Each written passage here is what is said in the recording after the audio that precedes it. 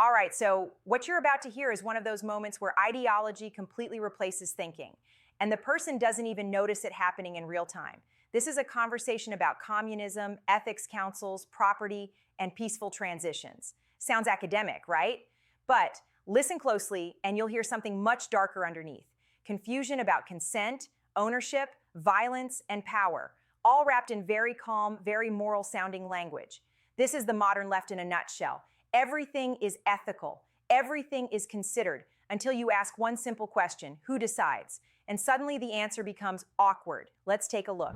If there was a governing body over this geographical region, I like to imagine like an ethics council that would govern areas little by little.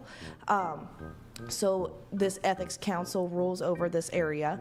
I would say it would be part of their ethical considerations to consider the geographical limitations of these areas. So if there's only so much land that can be used, it would be unethical to bring more people in, because then it would lead to unsafe housing conditions. What if people don't consent to communism?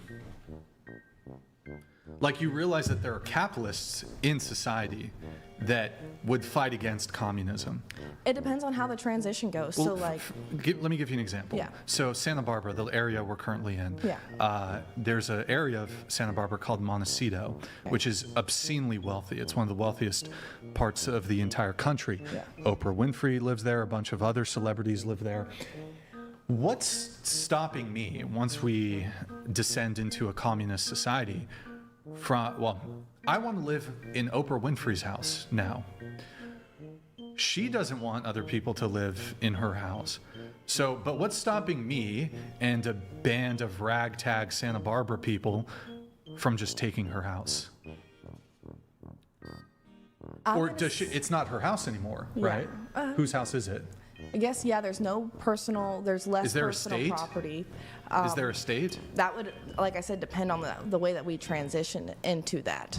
Notice the trick here. There's no government, but there is an ethics council that controls land, movement, housing, and population. That's not no state. That's a state with better branding.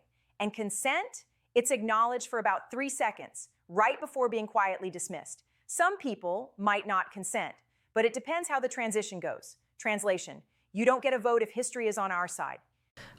So like I said, it would, in the peaceful way of going into communism, I guess we would go through socialism, have universal basic income, basic needs all met, through income, through making sure that we have the income that we need. Yeah.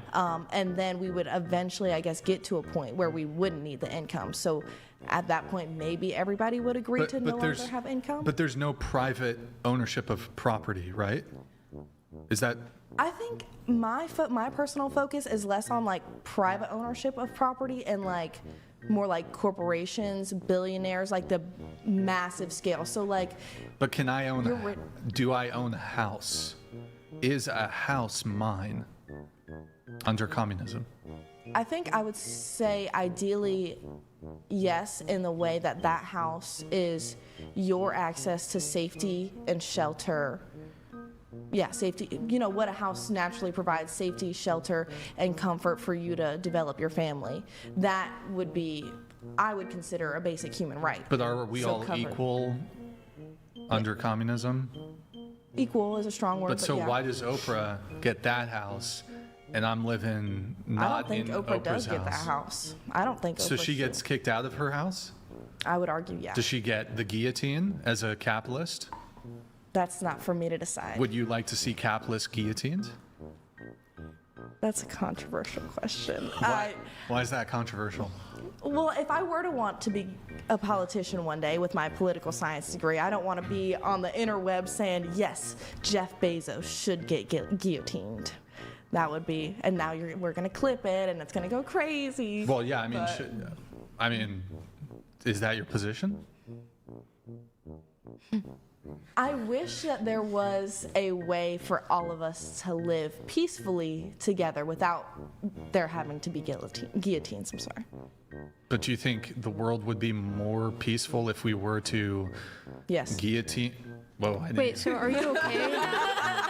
Are you okay with offing people because of their political or financial, perspectives? Political, no. So, wait. This is what ideology does when it runs into reality. It starts with compassion, moves into control, and ends with justified coercion. No one wants guillotines. They just keep designing systems where violence becomes unfortunate but necessary. No one wants tyranny. They just keep inventing councils that rule without consent. Communism doesn't fail because people are evil. It fails because it requires people to stop being human. And reality never agrees to that deal.